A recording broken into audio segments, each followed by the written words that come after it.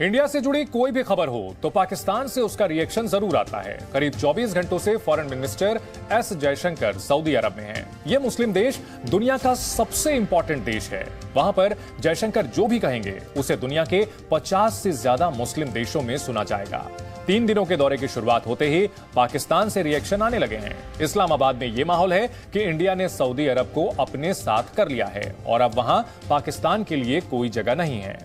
मोदी के जयशंकर को देखकर पाकिस्तान क्यों टेंशन में है, आज की पहली स्पेशल रिपोर्ट में देखिए।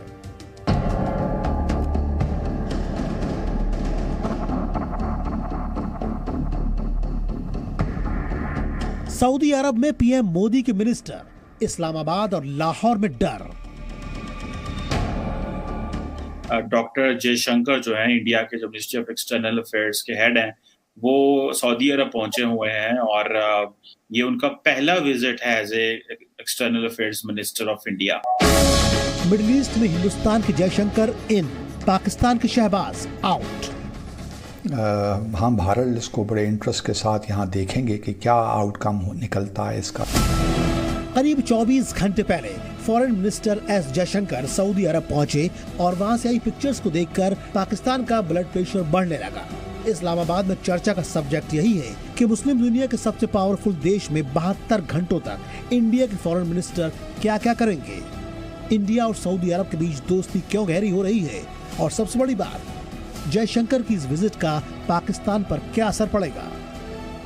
कोई शक नहीं है कि सऊदी अरब और पाकिस्तान के दरमियान और यूएई पाकिस्तान के दरमियान फॉर दैट मैटर ताल्लुकात में मैं ये तो नहीं कहता कशीदगी हुई, लेकिन मिसअंडरस्टैंडिंग ज़रूर पैदा हुई। तो अब जयशंकर साहब गए हैं, इसमें भी कोई शक नहीं है कि जो स्पेस भारत ने बनाई है गल्फ़ कंट्रीज़ में, ख़ास तौर पे सऊदी अरब में और यूएई में, उससे हमें थोड़ा बहुत ये है कि इसको सीरियसली लेना चाहिए। हमें इससे कोई उस तरह डायरेक्ट सरोकार नहीं है, लेकिन क्वेश्चन ये है कि वो हमारी कॉस्ट पे नहीं होना चाहिए। एस जयशंकर ने खुद ट्वीट करके बताया कि गल्फ कोऑपरेशन काउंसिल के सेक्रेटरी जनरल से उनकी मीटिंग हुई, मेमोरेंडम ऑफ अंडरस्टैंडिंग पर दस्तखत हुए और ग्लोबल मुद्दों पर भारत ने अपना पक्ष रखा। Gulf cooperation council middle east के 6 देशों का एक गठबंधन है जिसमें रीजनल से लेकर पॉलिटिकल और इकोनॉमिक मुद्दे शामिल हैं। इसका हेडक्वार्टर सऊदी अरब की राजधानी रियाद में है और इस काउंसिल के साथ बातचीत का मतलब है कि भारत ने एक मीटिंग में 6 देशों तक अपनी बात पहुंचा दी। ये पाकिस्तान के लिए एक और बुरी खबर है।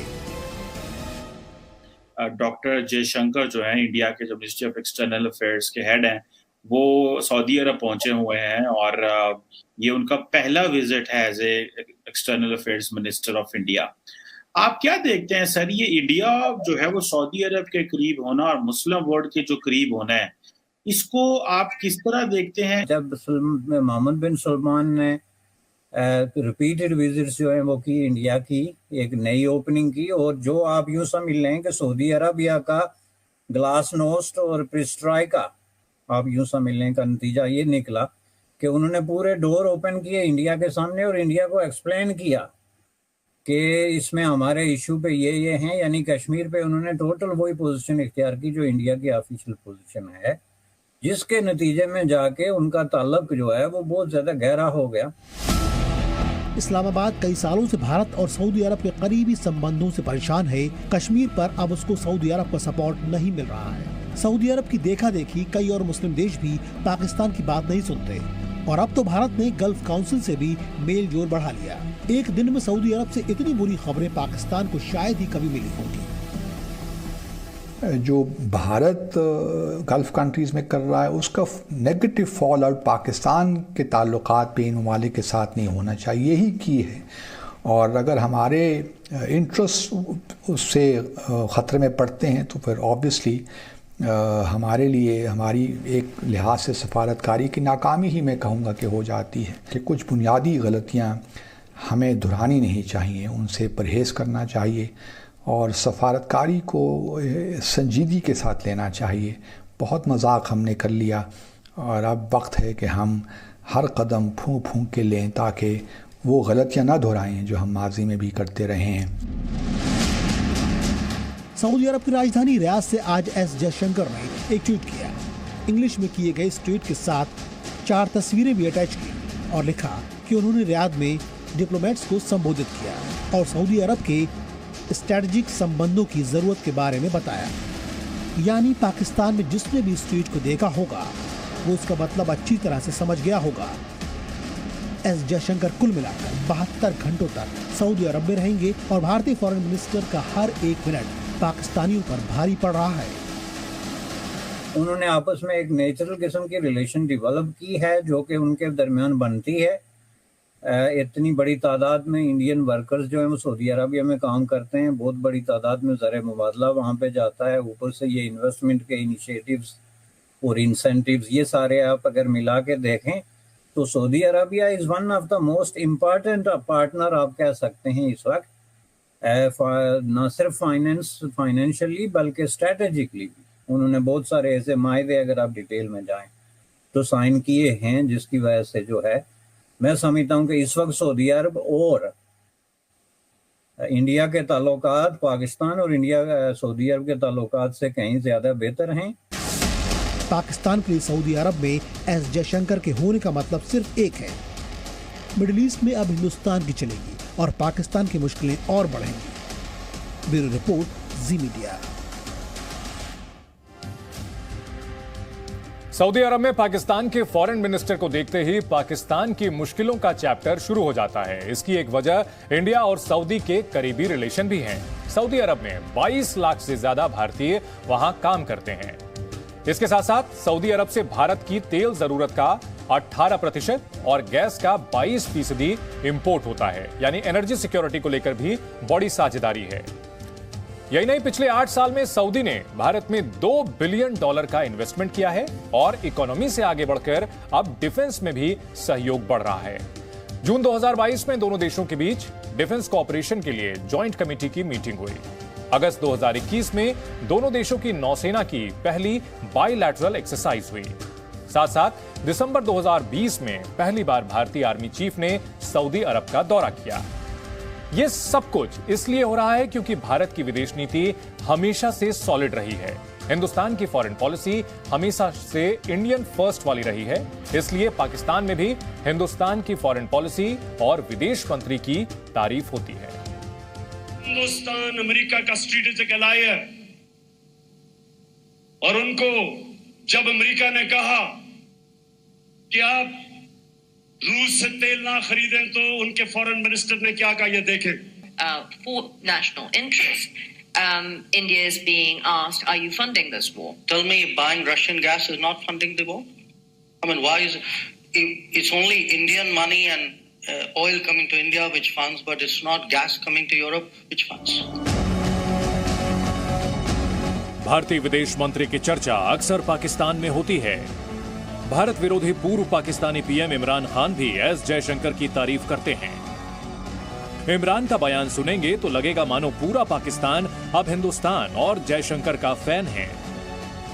हिंदुस्तान अमेरिका का स्ट्रेटेजिक एलाय है और उनको जब अमेरिका ने कहा कि आप रूस से तेल ना खरीदें तो उनके फॉरेन मिनिस्टर ने क्या कहा, ये देखें।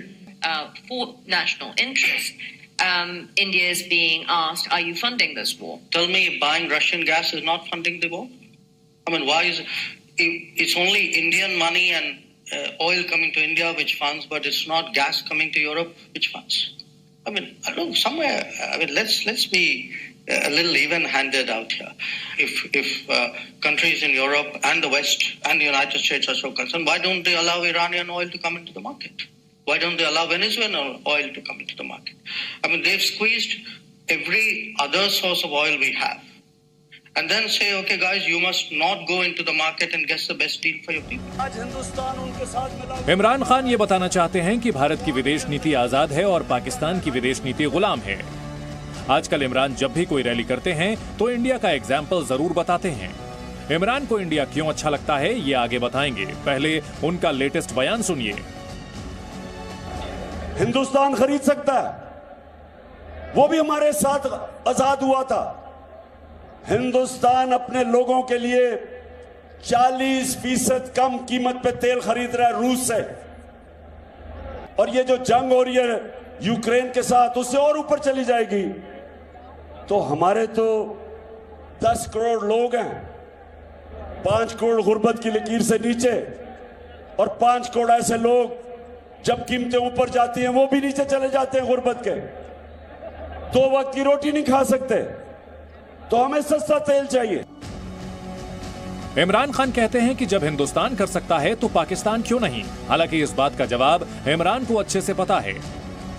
पाकिस्तान की सरकार दुनिया भर के देशों से उधार मांगती है, और जब भी कोई देश पाकिस्तान को पैसे देता है, पाकिस्तान की सरकार उस मुल्क के इशारों पर चलने लगती है। कभी अमेरिका, कभी चीन और कभी सऊदी अरब। इस्लामाबाद ने हर बार पैसे मिलते ही अपना मालिक बदल लिया, और अब इस गुलाम देश को हिंदुस्तान की फॉरेन पॉलिसी अच्छी लग रही है। तो अगर वो हिंदुस्तान जो हमारे साथ आजाद हुआ था, उनमें इतनी खुददारी है कि वो अपने लोगों के मुफादात के मुताबिक अपनी फॉरेन पॉलिसी बनाते हैं, तो ये हमारे कौन आ गए कि जो उनके पैरों में लेटे हुए हैं। इमरान खान का एजेंडा क्लियर है। हिंदुस्तान का नाम लेकर इमरान खुद पाकिस्तान के पीएम बनना चाहते हैं। इमरान को लगता है कि हिंदुस्तान और मोदी का नाम लेने पर शायद उनको पाकिस्तान में सत्ता मिल जाएगी, इसलिए हिंदुस्तान की हर जीत को वो पाकिस्तान में मुद्दा बनाते हैं।